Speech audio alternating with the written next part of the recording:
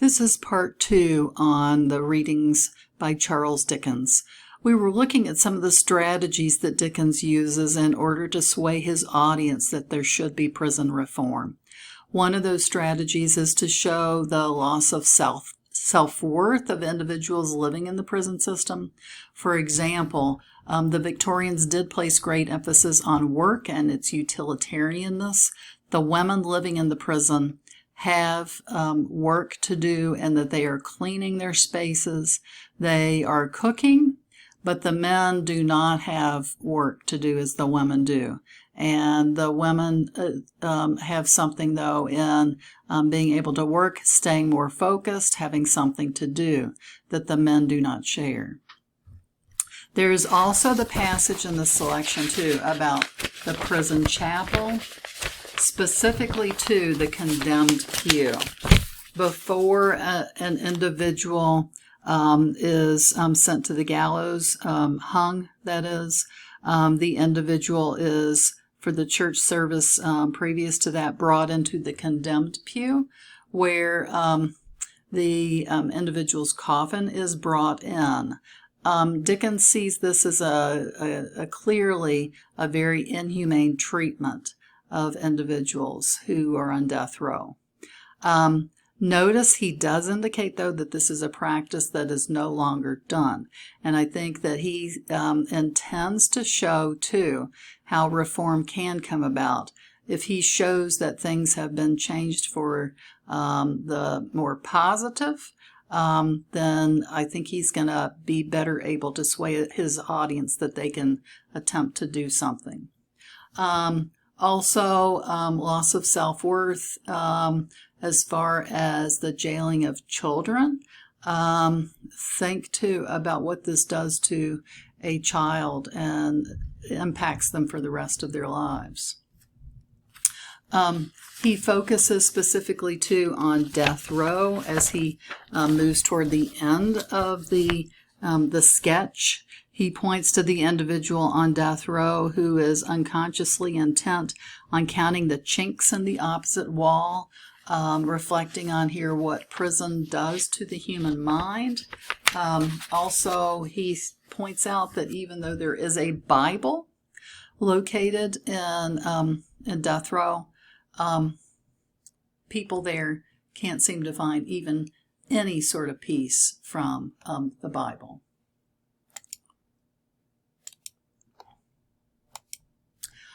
He focuses more specifically in this very last section on one man on death row.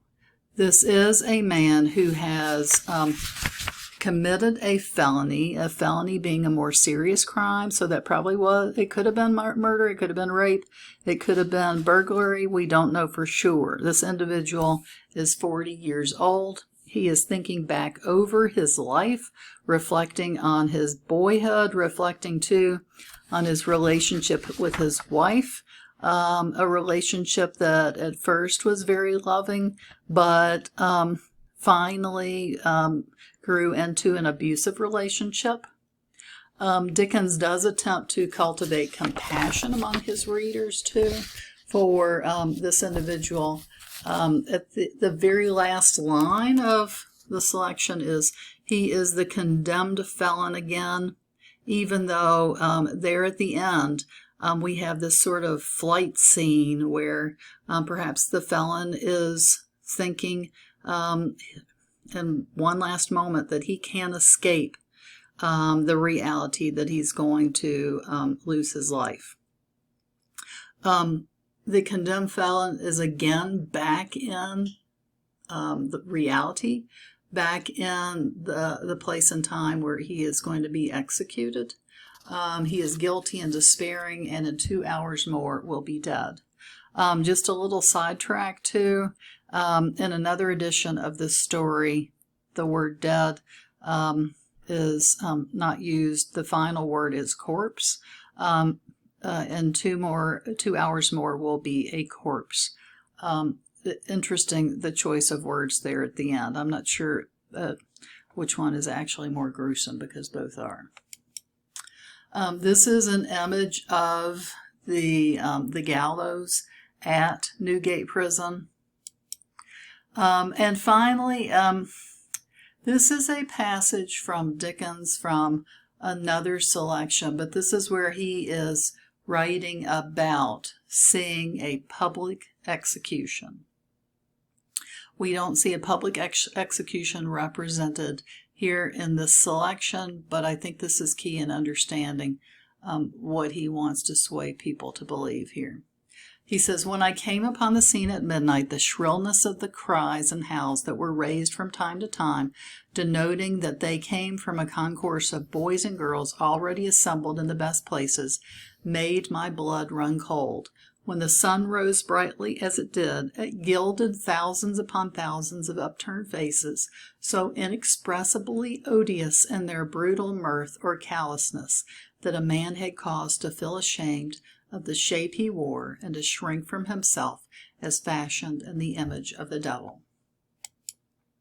To sum up, Dickens did speak out about public executions like the one you see in that last passage. He spoke out too about conditions for prisoners. He was not seeking an end of capital punishment, but he was interested in prison reform, and that prisons needed not to be places like the one he describes here.